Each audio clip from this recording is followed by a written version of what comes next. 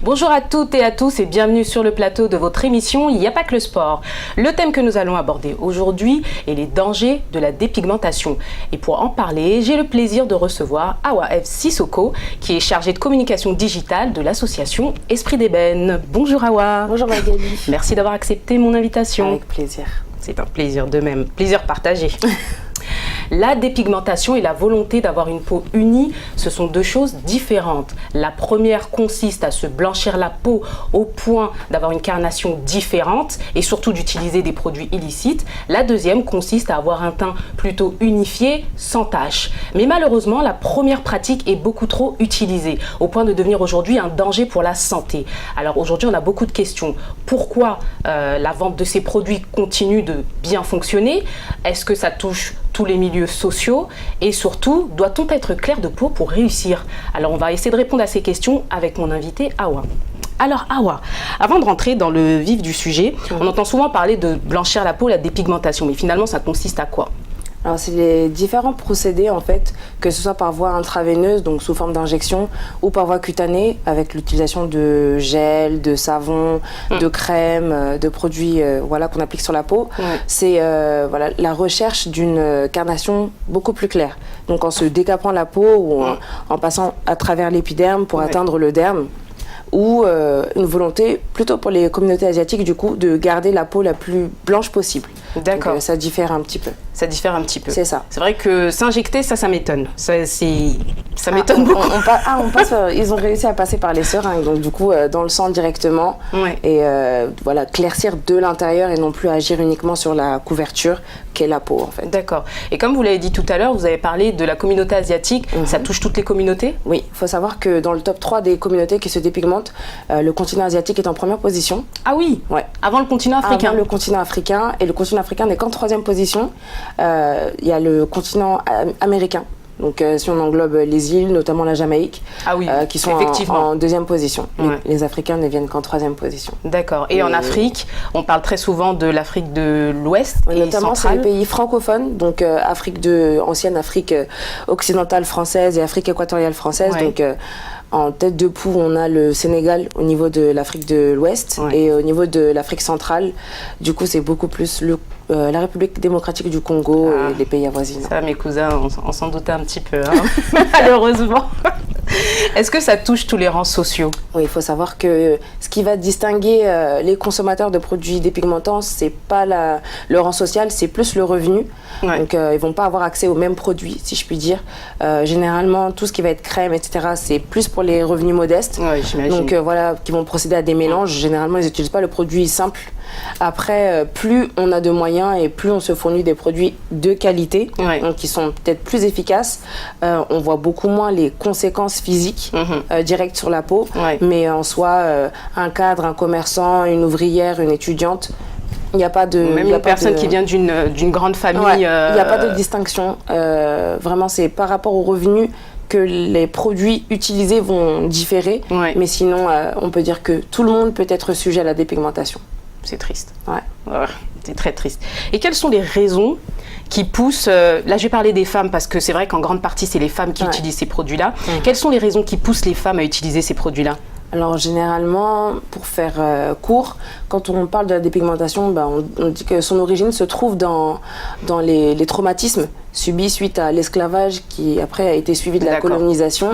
Et du coup, ces périodes-là pendant lesquelles on a véhiculé le message comme quoi être noir c'était moche et l'idéal de beauté, du coup, qui étaient des sociétés occidentales qui étaient dominantes à ce moment, c'est que la peau blanche, en tout cas la peau claire, c'est un idéal de beauté, c'est ce qu'il faut atteindre par tous les moyens. Donc du coup, ayant assimilé ces idées-là, certaines se disent pour être clair, il faut réussir, pour avoir un travail, pour avoir un mari, il faut être clair. Donc du coup, si je peux me procurer de quoi devenir clair, pourquoi pas le faire? Sachant qu'à cette époque-là aussi, à l'époque de l'esclavage, il y avait aussi des rangs par rapport à sa carnation. C'est-à-dire que les plus clairs étaient à la maison, plus noirs dans les plus foncés, c'est ceux qui étaient dans les champs, du coup, qui étaient sous le soleil. Exactement, sous la lumière du soleil, qui voilà, travaillaient assez durement dans les plantations, etc. Et du coup, ils ont fait la distinction entre voilà, les nègres des champs, les nègres de maison. Et assimiler ces conditions-là, on se dit qu'être clair, du coup, avoir le côté nègre de maison, c'est toujours mieux que avoir le rôle de celui qui était dans les champs. Ouais. Donc du coup, les gens ont assimilé le fait que être clair, c'est un idéal de beauté, c'est l'objectif qu'il faut suprême pour pouvoir réussir de manière générale sa vie. Ouais. Donc certains se disent, pourquoi pas moi? Est-ce qu'il n'y a pas ce côté aussi, et ça fait un peu polémique, messieurs, parce qu'apparemment, messieurs, vous, les hommes africains, vous préférez les femmes plus claires. Et ça complexe énormément de nos sœurs, de nos cousines, de nos mamans. Donc, il y a beaucoup cette raison qui est sortie quand on a interrogé des femmes. Pourquoi vous vous dépigmentez? Certaines disent c'est parce que les hommes préfèrent les femmes claires. Ouais. Donc après... ayant discuté avec des hommes, notamment avec Mame Siafa, le fondateur d'Esprit d'Ébène, lui, il n'est pas d'accord. Il dit que non, c'est pas forcément les hommes qui poussent, c'est peut-être une idée que les femmes ont de ce que les hommes préfèrent. Parce qu'il est vrai que certains hommes affichent leur préférence pour des femmes à la carnation plus claire, mais après d'autres aussi ne se prononcent pas forcément dessus. C'est un peu des idées reçues, les gens ont gardé... comme j'ai dit, un peu les traumatismes, et se disent que pour être clair, la femme qui était avec la peau claire, et du coup, était mieux vue, mieux perçue dans la société. Et certains hommes se disent que, du coup, pour être mieux vue, il faut être affiché avec une femme plus claire. Donc, certaines se disent, moi, je veux avoir droit à avoir un compagnon de vie, en fait. Donc, je suis prête à devenir plus claire pour avoir quelqu'un avec moi. C'est dommage. C'est vraiment dommage. C'est dommage. C'est vraiment dommage. Est-ce que le but de ces personnes, c'est juste de s'éclaircir la peau, mais pas de vouloir devenir blanc? Parce que malheureusement, on a un mauvais exemple avec Michael Jackson. Oui. Franchement, même encore, j'ai revu des photos, j'étais dépassée. Je me suis dit, mais il était tellement beau, pourquoi avoir fait ça? Et on a tellement, de manière générale, quand on voit les images avant-après, on voit le chemin parcouru, on se dit mais c'est incroyable, au final vous n'êtes pas devenu plus beau, vous êtes juste plus clair. Mais c'est dans la tête des gens, être clair veut dire forcément être beau. Sauf que non, on a vu, pas du tout. Ça n'arrange pas forcément le physique, ça a juste amélioré la carnation et encore. Donc c'est vraiment dommage, mais je dirais que c'est plus un problème d'estime de soi en fait. On se voit que à travers l'œil de la société, et si la société impose une image d'idéal blanc, en tout cas d'idéal clair, parce que ça va changer selon les communautés. Pour, on va dire, les communautés noires, c'est plus l'idéal de s'éclaircir, de atteindre un peu, on va dire, la couleur métisse, si je puis dire, alors que les asiatiques, c'est vraiment le souci de conserver sa blancheur, c'est-à-dire que quand il y a du soleil, sur les plages, ils s'affichent quasiment en combinaison de plongée pour éviter de bronzer. C'est un total rejet de la couleur possible. Exactement. Là-bas, je pense que même le mat, c'est assez mal vu. Donc, c'est vraiment l'objectif, rester le plus blanc possible. Voilà, un teint très pâle, limite un peu comme les geishas, je pense, avec le fond de teint très très très blanc, qui distingue après aussi le maquillage des yeux, des lèvres. Alors que chez les noirs, c'est plus s'éclaircir, atteindre une peau plus claire, plus lumineuse. Mais ne pas devenir caucasien. Pas totalement blanc. D'accord. Et quels sont les effets indésirables? Parce que malheureusement, il y a énormément d'effets indésirables et ça se voit. Donc à vue d'œil, on voit que... de manière générale, quand on fait un changement comme ça de son physique, c'est jamais sans conséquence. Donc il faut savoir que déjà l'utilisation des produits à base de cortisone ou d'hydroquinone, ça va stimuler la production de testostérone. Donc du coup, les femmes qui se dépigmentent vont avoir de la pilosité ici naissante au niveau du menton, du buste, des zones où généralement les femmes n'ont pas de poils à cet endroit. Si elles n'avaient pas de vergetures avant, les vergetures naissent, voire s'élargissent. Et c'est irréversible. Donc on en voit au niveau du buste, du collier, au niveau des épaules. Donc du coup, elles ont du mal à afficher ces parties-là parce que les vergetures sont très très étalées sur les bras. C'est assez déplaisant à voir.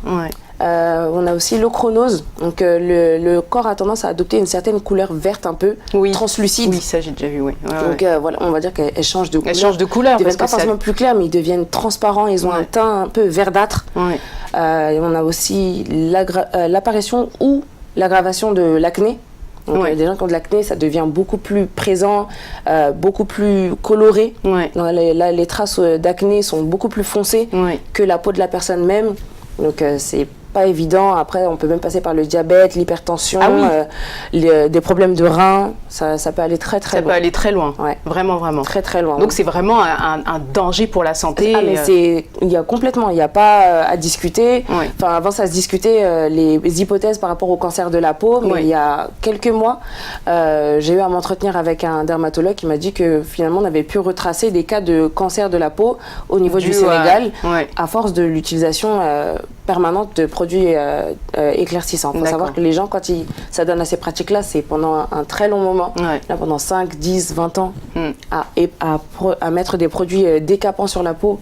On ne peut pas s'en sortir sans séquelles comme ça. Et surtout, la plupart en mettent, et elles en mettent pendant énormément d'années non-stop. C'est ça, donc, tous les jours. Faut savoir. Après, j'ai l'impression que dans les pays africains, de manière générale, on a tendance à se doucher plusieurs fois. Donc, à appliquer la crème plusieurs fois.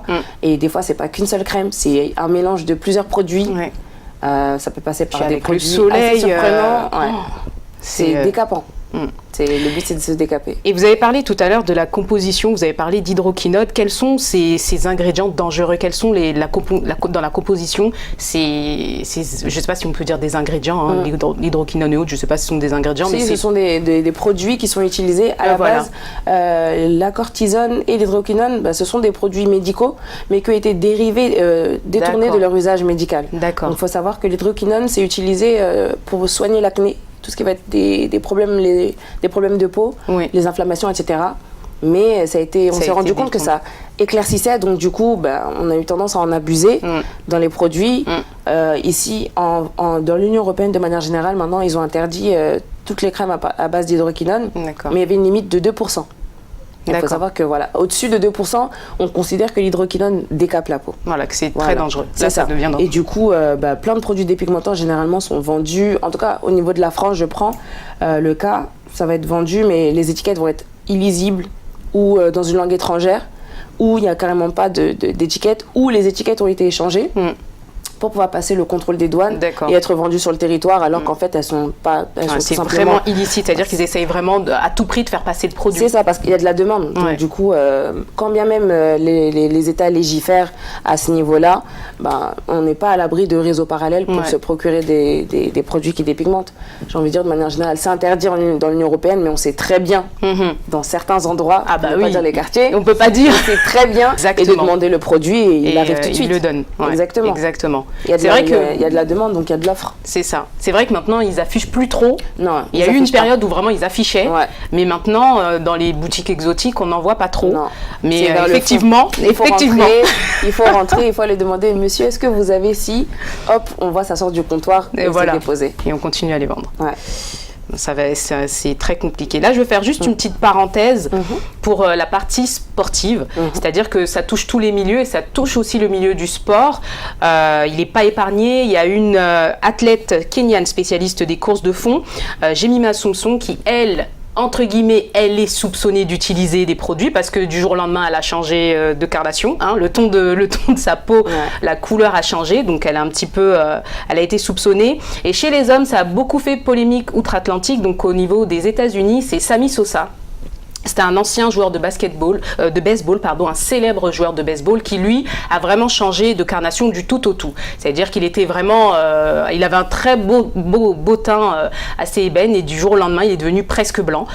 Donc voilà, il a fait plusieurs interviews parce qu'il a dû s'expliquer parce que la communauté noire a pas trop compris et ça a fait polémique. Mais voilà, c'est pour montrer que ça touche un petit peu tous les milieux et que ça touche aussi le milieu du sport. Bon, le milieu du sport, ça touche pas beaucoup, pas énormément. On n'est même pas, je pense même pas à 2%. Il y a très peu de sportifs qui l'utilisent. Je pense que c'est aussi dû parce que c'est plus la performance qui compte. Exactement. Et c'est pas leur peau, quoi. Ils gagneront des millions qu'ils soient noirs de peau ou Exactement. autre. Alors que de manière générale, les personnes qui se dépigmentent sont amenées à se présenter, à s'afficher devant un public, devant un auditoire, même que voilà, les mariages, les choses comme ça. Même j'ai vu que les retraites de deuil pouvaient être un prétexte à utiliser des produits décapants, parce que voilà, on se présente devant les gens, toujours à pouvoir attirer l'œil, l'attention du public. Si on est on va dire dans un peuple de gens de couleur chocolat, si on est celle qui a le teint caramel, du coup on va se distinguer donc on va plus attirer les regards. Je pense que c'est un peu cette logique que les gens ont quand on s'affiche dans les, on va dire, les lieux assez populaires. Donc, et c'est bien triste. C'est triste. J'ai parlé du sportif Sammy Sosa, c'est un homme. Est-ce que les hommes sont épargnés ou alors les hommes aussi utilisent ces produits-là? Ils utilisent ça. On pouvait dire qu'au début, c'était peut-être plus les femmes, étant donné qu'on était plus investis dans tout ce qui est coquetterie, le soin de la peau, etc. Mais les hommes aussi, ils prennent soin d'eux maintenant. Et du coup, aussi du mauvais côté, ils se dépigmentent la peau. On pouvait avant dire que en fait c'était parce qu'ils utilisaient les produits de madame. Donc si madame se dépigmente, monsieur se casse pas la tête, il prend la crème de madame et puis il se retrouve à être plus clair. Mais maintenant de manière volontaire, c'est vraiment genre moi je pense au chanteur jamaïcain Vybz Kartel. Ah oui, lui ça a été il l'assume. Lui, il le vend. Il a carrément une gamme de produits. Je pense, Michael Jackson, lui, il y a des soupçons parce qu'on disait que oui, il avait le vitiligo. Bon, le vitiligo quand même, le vitiligo c'est des taches. Accéléré comme ça, de manière générale, c'est des taches, c'est pas sur la totalité du corps. Et quand on regarde, moi je suis sûre qu'il se dépigmentait parce que de manière générale, même sa transformation physique a suivi son blanchissement de la peau en fait. Donc non, les hommes aujourd'hui ne sont pas les hommes aussi, épargnés. Et il y a même des pratiques adapté à messieurs. J'ai vu qu'en Thaïlande, il s'adonnait au blanchissement du pénis.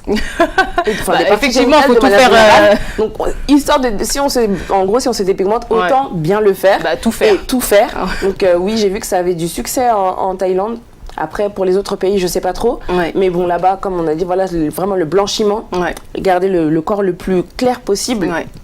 Et du coup, c'est adapté à messieurs. Ils ont la possibilité de se faire blanchir les parties intimes. Eh bien, dis donc.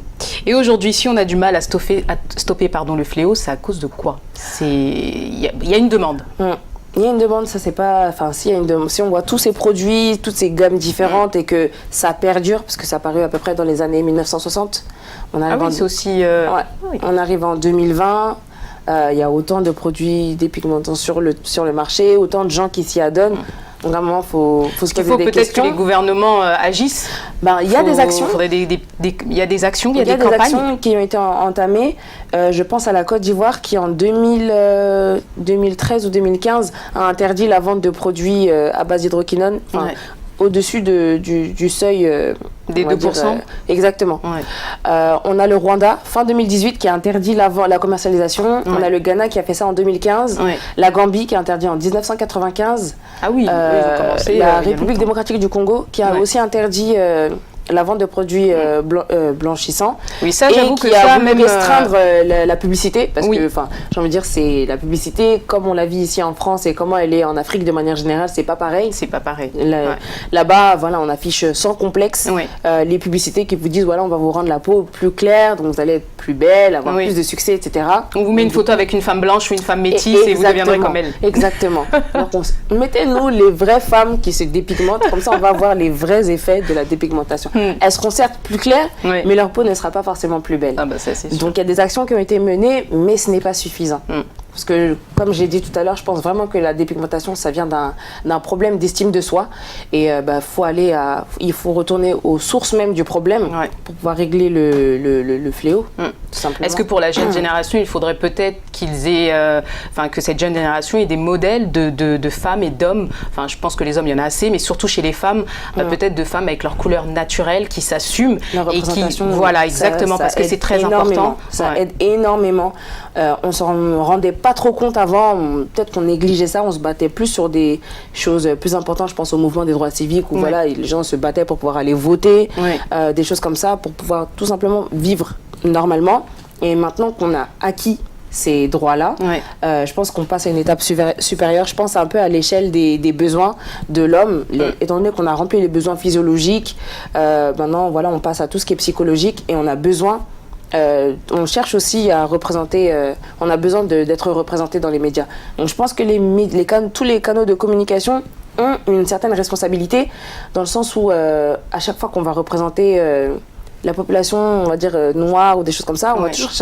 va toujours chercher parmi les plus clairs. Oui. Sauf que non, la couleur noire, il y a plus de 24 carnations différentes. Ouais. Donc il faut donner sa chance à tout le monde, si je puis dire. Ouais. Parce que si je vois qu'il y a des publicités partout, mais qu'à aucun moment je vois une femme de ma couleur, je vais me dire, mais j'ai peut-être un problème Ouais. si on ne m'affiche jamais. Donc je pense que les médias ont un rôle très très important à jouer dedans, Ouais. notamment pour les générations à venir. C'est important qu'on puisse avoir des personnes de toutes les couleurs en fait, histoire que chacun puisse se raccrocher à un modèle, parce que personne ne se construit comme ça, on a tous une figure à laquelle on s'identifie, Ouais. et en tant que femme noire, c'est important d'avoir une femme noire à laquelle s'identifier en fait, pour cultiver cet amour de soi, cette estime de soi, Oui. et ne pas tomber dans les travers de la dépigmentation, parce qu'au final c'est parce qu'on ne s'aime pas, on se dit que du coup je ne peux m'aimer qu'à travers une autre couleur de peau Oui. pour ressembler à telle personne, mais non. Si j'ai une telle personne qui a la même couleur que moi, Et pourquoi qui je a vais me casser réussi. la tête et qui a réussi, Mm. pourquoi me casser la tête à passer par tout ça, sachant qu'au final, attraper les cancers de peau, les maladies bizarres, C'est dangereux. franchement, c'est pas bénéf. C'est pas bénéf du tout. Eh ben, merci beaucoup, Awa, de m'avoir Avec grand accompagné plaisir. aujourd'hui. Merci à vous, Esprit d'Ébène, de faire ce travail-là de prévention auprès des communautés sur le continent africain et même ici, en Europe, parce qu'on a vraiment besoin de personnes comme vous, on a vraiment besoin d'associations comme vous et de médias comme nous pour pouvoir transmettre toutes ces informations-là. C'est qu'ensemble qu'on pourrait y Voilà, arriver. exactement. Merci beaucoup. Avec plaisir. Chers téléspectateurs, je pense que vous avez écouté ce message aujourd'hui. Aujourd'hui, ce n'est même pas un conseil. Acceptez-vous tel que vous êtes, acceptez votre carnation telle que vous êtes. Nous sommes tous black et beautiful. Merci à vous de nous avoir suivis de nouveau. N'hésitez pas à laisser quelques commentaires sur l'ensemble de nos réseaux sociaux et sur l'ensemble des réseaux sociaux d'Esprit d'Ébène. Quant à nous, on se donne rendez-vous la semaine prochaine pour une autre émission. À très vite.